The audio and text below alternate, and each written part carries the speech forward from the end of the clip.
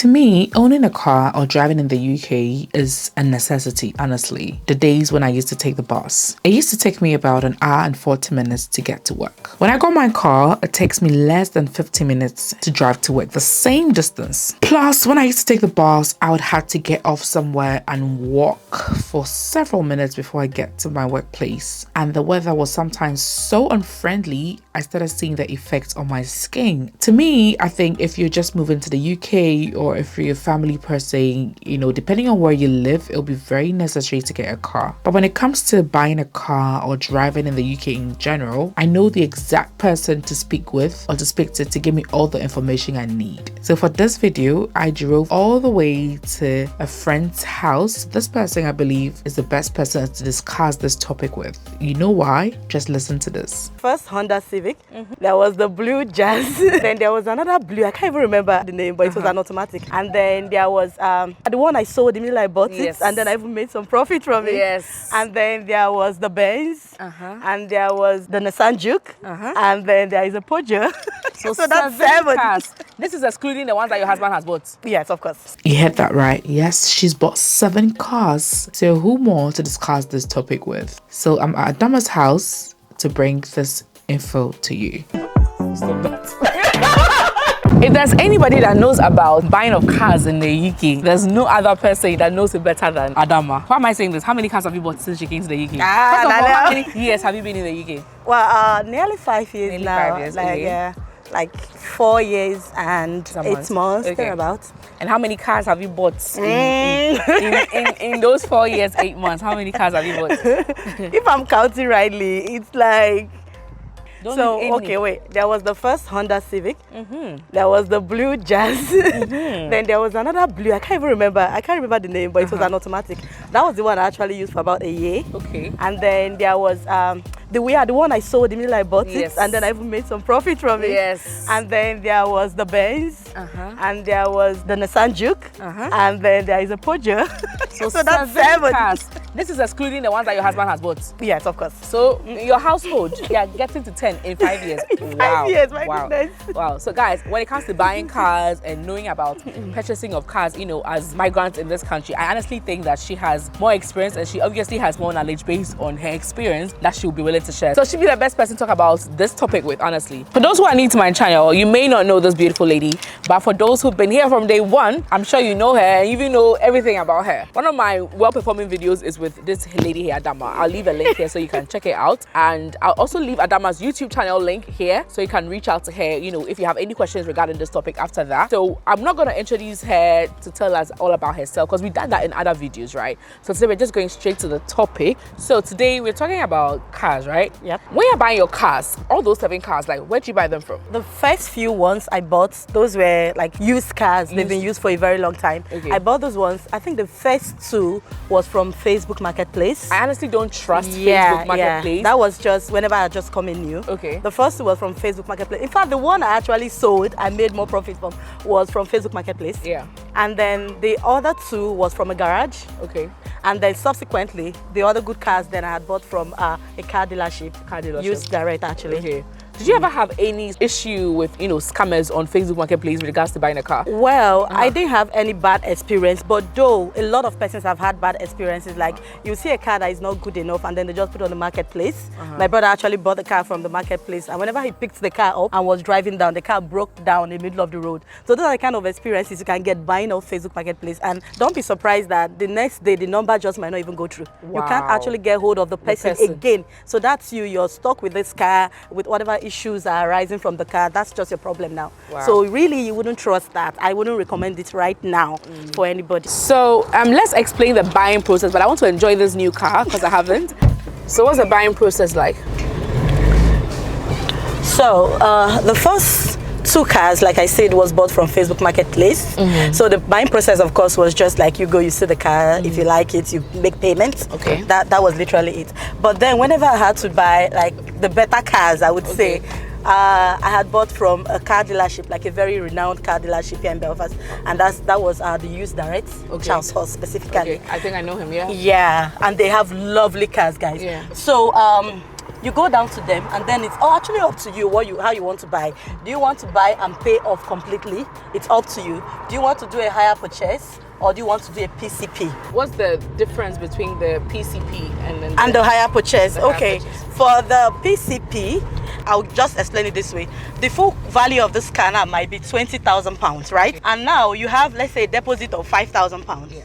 So what is left? £15,000. Yeah. So the £15,000 now, they are going to take out a huge sum of it. They might take out £5,000 and keep and call that end of contract payment. And then what is left? £10,000 is left. So then the £10,000 will be split into the period of time you want to pay. Let's say 4 years. You're explaining PCP now? Yes, I'm explaining PCP. Okay. So in that way, you're literally going to be paying like £10,000 because that £5,000 is just kept aside for whenever the end of your contract comes and you still want to keep the car, then you can pay the £5,000 and take the car. But in the case of hire purchase, the total cost of the car is going to be split over the period of time. So the total cost of this car now, which is £20,000, will be split over 4 years. That's if you choose. That's if you choose hire purchase and if you choose 4 years. Yeah. So in PCP, you can keep the car for a year, 2 years. You take it back to them. They will revalue the car. Here, I'll tell you. Remember, whenever I sent back my Mercedes-Benz, can you believe I got a refund of £2,000? Wow. After using the car for a year and 6 months, I took it back to the dealership and I was like, oh, I want to upgrade, I want to get a new car. And they revalued the car, and at the time, the car was worth like 2K more than what the car was at the time when I got it. So they paid me £2,000 after using their car for a year and 6 months. Wow. But that would never happen in a hire purchase. Yeah. So I'm a fan of PCP. PCP does it for me, but it's all up to you, okay? It's all up to you. What do you want? Do you want to keep the car? Are you somebody who wants to keep a car for a long time? Then you should go for hire purchase, okay? You see the way she's explaining it to make it look like ABCD. Even me, I honestly did not really understand. Now I've really understood it all.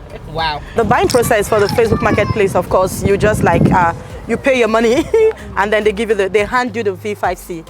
The V5C is like the tax certificate, something like the ownership certificate of the car. And then at this point, you're expected to insure the car. Yeah, you okay? have to make sure it's insured before you get it. You have to insure the car, get an insurance certificate before you can go to get the car taxed. Yeah. Okay, because without an insurance certificate, you can't tax the car. Okay. All right, so that will be the process if you are buying from off somebody or off the Facebook Marketplace. Okay. But whenever we had bought from the Charles Horse, they will also give you the V5C, but they can also help you do like the taxing of the car for you. Now, there are some cars that I got from England, and those cars, you just have to tax them online. You don't have to go to the post office. But meanwhile, there are some cars that you have to still go to the post office. To get it taxed? Yes, to get it taxed. Oh, okay. Like my husband's car was taxed online. He didn't have to go to the post office. Okay? I've always done it online. Yeah, no, but mine I had to go to the post office. It wouldn't go online. Oh, why? Yeah, I don't know. They just like he was trying to explain some difference why this one can go, this one can't go. So some you still have to go to the post office, get it taxed, and then give them the slip for the new ownership. Okay. And then whenever it's processed by DVLA, it gets sent back to you like your new V5C certificate, which is like your ownership certificate of the car, and you just have to keep that part. So what I should look out for is the V5C. The V5C certificate when I'm buying from somebody or from Facebook or from our dealership. And if it's like a good dealership, it's the same process, right? Yes, it's the same process. Yeah. Okay. Everybody, you have to get it from whoever has the car, whoever is giving the car over to you, has to hand that over to you. I think for my first car, the person sent it to the DVLA, so I received the one with my name later on. So I think when you get it, you have to send it to DVLA. Now, if the person had already done it for you, that was half of the job done. Yeah. But most of them will just hand it over to you. If they hand it over to you, you have to send it to DVLA. Yeah, you have to go to the post office and then they send it to DVLA. You fill a form and then send it to DVLA. And DVLA sends it back to you. With your name. Like with your name on it. Okay. Now let me ask you how much you are paying for, because as somebody who's new to the UK, usually our car insurance is really high. You mentioned that you need to get the insurance certificate first before you can get it taxed, right? So how much were you paying when you first moved into the country? I think our first insurance in the country was around £120. £120? Yeah, that was because at the time my husband was using his Nigerian license. Yeah, but whenever we got licensed in the UK, the insurance shut up. And that's one thing I think is very unfair, because for your husband, he has driving experience in Nigeria, right? For several years, but his experience was not considered in the UK. Once you are new to the UK, they are going to say that you do not have UK driver's experience. and then they will disregard all Every your other thing you had, experience. yeah. So that is why if you are new to the country, I would recommend a company called Marshmallow, okay, with your car insurance. So with them, they do consider your driving experience wherever that you are coming from, and then they'll give you your no claim bonus from your country, like counting back from the number of years you did not claim in your country. That's beautiful. Yes, and I think that's what is fair, because back in our countries the driving can even be more scarier than here. Yeah. But you are able to drive safely. Because for me, I realized that as I drove here, each year the insurance reduced. So with Marshmallow, they do give you discounts based on your driving experience from wherever that you are coming from into the UK. Like when your husband first came, he was using his Nigerian license, right? So for your husband, if he had gone to Marshmallows, right, they could insure him with his Nigerian license without any issues at all, and they will not say that because he's new to the country, he should pay a high amount. No. Well, that's really nice. So honestly, like when I heard it, I was like, that's really cool, because lots of people, you know, it's not even sometimes buying the car that's a problem, it's the insurance. So they can cover you with licenses from all over the world or any country, and then they can also, you know, give you discounts based on your no claim bonus in your country. They will also give you fair prices, you know, taking into account your license from your home country. So the good news is Marshmallow is giving all my viewers £40 off if they use the code NANEL40. Yes, remember, you're saving up to 45% as a UK newcomer with prices based on your driving experience worldwide. Honestly, I think that having a car in the UK is not a luxury but a necessity. What do you think? It is a necessity, my dear. It is. Now, have you seen the UK code? If this code meets your face, It's true. your nose will freeze. It's true. Your nose You know, when will I freeze. came, even my skin, I was suffering from a lot of skin issues. Yeah, and because of honestly, the cold. because of the cold. Yes. I was buying expensive creams and all that, but when I got my own car, it stopped. It stopped, of And I course. think it was the weather. It was the weather. It was the weather. Definitely was the weather. So honestly, having a car, I think, is very necessary. And if the only reason why you're not getting a car is because of the insurance, now I've got you. For some people, me as well, you know, I use my old car, my old Hey, car. Nanel. Yes. You know why?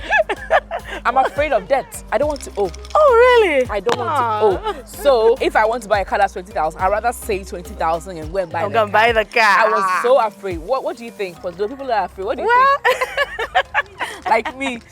I really don't know what to say because, well, I'm of the opinion that life is just for the living, guys. Like, why should I fix myself on this particular thing and live in fear when I actually do have the resources not to? Okay, so these cars I get, is not like I have too much money.